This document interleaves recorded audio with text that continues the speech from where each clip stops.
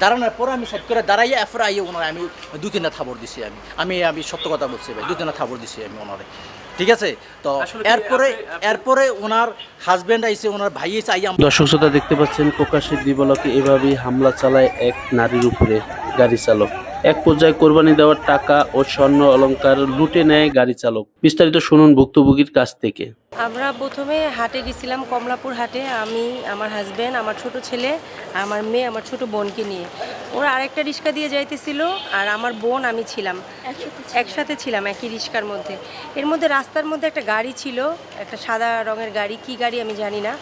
তো ওইটা পাংচার হয়েছে না কি হয়েছে আমি জানি না। তারপর আমার বোন বলতেছিল এই রাস্তার মধ্যে এই গাড়িটা সাইড হইলে যাওয়া যেত, ভালো হইতো আর কি। এর মধ্যে ওই লোকটা এসে বলতেছে এই কি হয়েছে, আমরা তো কি সমস্যা আপনার, আমরা তো ট্যাক্স দেই, আপনি এদিক দিয়ে যান। আসার বিষয় বলতে বলতে আমি বলি বাবার রাস্তা নাই, আপনার বাবার রাস্তা আমারে বলতেছে। পর আমি বলি কি দূর চলো তো আপু। বলে কি ধরনের মহিলা এগুলা, রাস্তার মধ্যে বের হয়ে যান। বলে এই আপনি কথা সামলায় বলেন। উনি আইসে আমার এই 2টা আঙ্গুল এইভাবে মোড়ায় দিছে। মোড়ায় দেওয়ার পরে আমি বলতেছি কি আপনি কি অভদ্র, বলার পর লোকটা আমাকে ঠাস করে একটা থাপ্পড় দিল। ঘুষি দেওয়ার পর আমার কাছে ভিডিও ফুটেজ আছে, আপনি চাইলে দেখাইতে পারবো। মানে আপনাকে ধরে মারধর করলো? হ্যাঁ, অনেক প্রচন্ড মারধর করছে আমাকে। ওখানে তো দেখলাম অনেক জনতা, আসলে আপনি কি ছাড়াই দেয়নি? না, কেউ আমাকে ছাড়াই দেয় না। ফুটেজ দেখলে আপনি বুঝতে পারবেন। হ্যাঁ, তারা কি দেখতেছিল? হ্যাঁ, সবাই দেখতেছিল। আমার বোন ভয়ে আমার ছোট বাচ্চাকে নিয়ে পালায় চলে গেছে, ভয়ে মানে সাইডে চলে গেছে।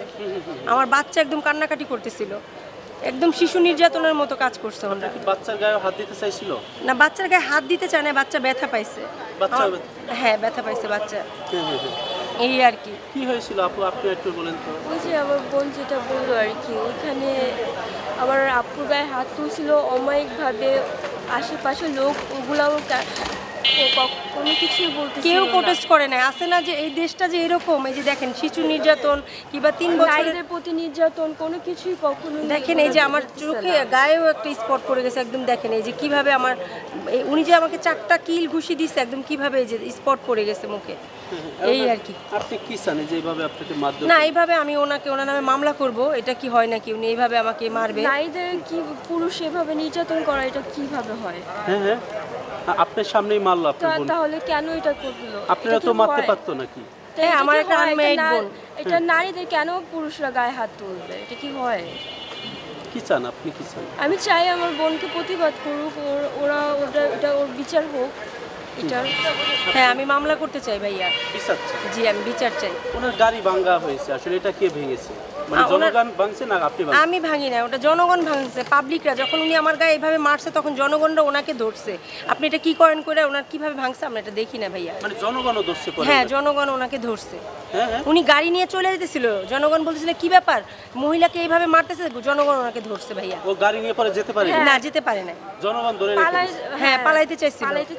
হ্যাঁ, পালাইতে চাইছিল, চেষ্টা করছিল উনি। পরে কি জনগণ ধরে ফেলছে? হ্যাঁ, জনগণ ওনাকে আপনার ধরে সাথে ফেলছে। পুরুষ লোক তো ছিল না নাকি? না ভাই, আমরা ছিল 3, না। আমাদের সাথে আমরা কেউ মেয়ে ছিল না, ছিলাম। মেয়েরা ছিলাম এই 3 জন। ও আচ্ছা, এখন এটা একটা বিচার চান? জি ভাই, এটা একটা বিচার চাই।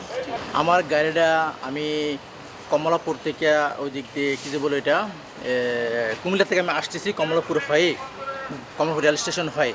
তো ওখানে মেট্রো রেল স্টেশনের নিচে আমার গাড়িটা পাংচার হয়ে যায়। তো আমি সাইড করে দাঁড়িয়ে দেখতেছি এটা কী করা যায়।